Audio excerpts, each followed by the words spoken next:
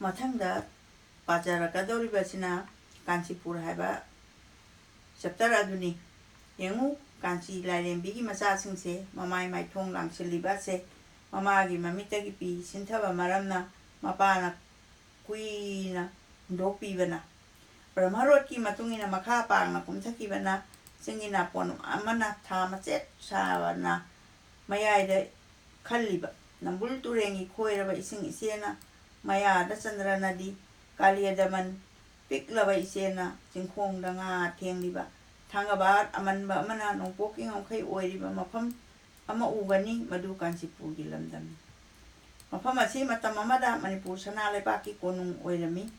matam amadana konung oiramdunasu hojikti asongma narak oihore asau asang inakera khunba mi singna leiramdunasu hojikti lamlaki sa use kitungna pham oihore atat palaitana nil khongba sohor oiramdunasu hojikti kaujeng harongna khongliba lamhang oihore laisang mando puradalan saramba mafam ado hojikti pungphaina kuplaba atongba laipung oihore sawa sawa pukri guhana chingba lairamba mafam ado hojikti lamhang pukri laikut kongut oihore seksinna tharamba hai lei hojik pombi cheklagi sagai dong amasung sanjena hasingi pothana pham oiragle karigumba phura dalan ninkhai ki bagi arema makhak leihoba mafam khudimakta isa ina tariba cheki mapai uraga matam amada konung oirami haibagi khudam phangba makhaida mangaire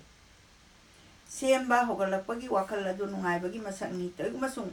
ninkhairakpa masung mantharakpagi wakhal adu awabagi masakni mahusana lairaramba mi ado kubergi matawumna ina khulak sanu karisu amangba leite toimasung konung oirambana narak oikraba ningthau oirambana mafam taduna narak singlakta leikhiba ina khulambana nangtharakpa kaya dawa khraba matawno mataw asum tawna nangtharaklaba ninkhailaklaba umangi masak oiraklaba Canchipur gi manungda baruni numitki ayukta ningba kairaba kanagum binpi masa amana malika pambi amagi makhongda phamduna misna thambandagi pi tarang sinthari hojikta satpa malikana kienuna makhongda taramale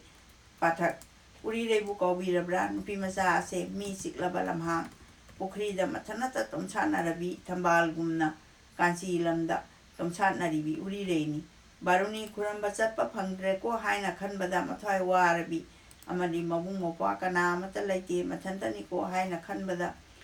mapuning nungsirabi amadi birena mabu hubiramdrabi ningba kairabi uri reini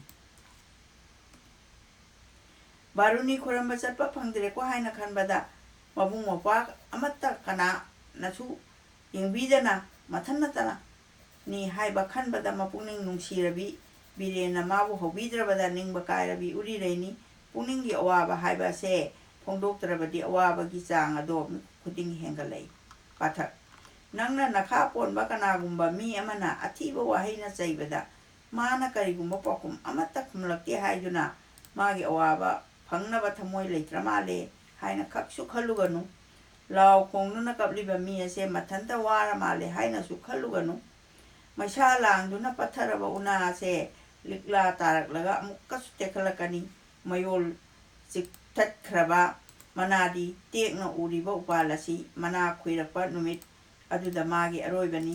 miyoibagi laibak thiba phongdoktaba awabadi kanana su khangbidi aikhoina mi adubu nungdum gi matawgumna karisu awaba khangramale haina ningbasu langani uri reina mataw asumna kanada su phongdoktana mathanda waduna leiringaida buwon kawba kanchigi pakhang macha amana lai khoramba mi khara loina duna uri rei khoironggi thonganda leptuna mangonda phisa duna leribi uri rei mama bu kauduna harei indon uri rei lai khoramba chalhangadara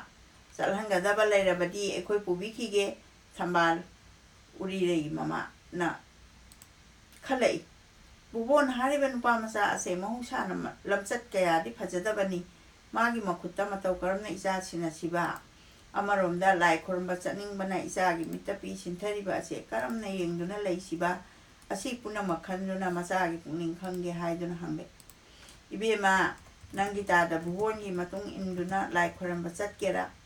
Uri reisu buwon phattaba mini haiba khangi singai amasung mamangai dagi hona buwona lai khuramba chasi haina taknarapada mana khagya khide. Adum moinamak tanja si nanthokrabadi baruni khuramba phanglaroi haina khanduna phaba Pattaba punama isori kuyada kathoktuna chatke haina kunlai. Mamana bubonda yamna luna sinaduna chatlu haina yathang pikre. Seng thoiding lay suna singba pujagi pot punama hana na thorang tawduna thamjaribi uri rei ado amuhana puning thogatuna bubongi kambuga loinana nomajing lomda mamai onkre. Bubongi mapuning makaram kre Mana ningba thungjaraduna lambi chatpada isai bu sakpane pung bu khatpane amuk toina pungning ninkhre lambi asum chatpada mamana banupi masa amana lona taktuna lai khorambadagi hanarapada bubona urire bu phagadauri haiba asi urireina khangkhre sadan bagi lang uraba saji amomna mamit tathak yengbagumna bai leitraba urire ado tungda tholakadaba awaba wakal Khanbada Thodongna mipai khare. Singoi turenda irujaduna chathok chasin marang tawringaida uri reina. Bubon mundoklamduna thuna yangna chingka khakhare amasung mipai thiba mapongai dagi kadriba angamba chingi lambida chena kakhakhare amasung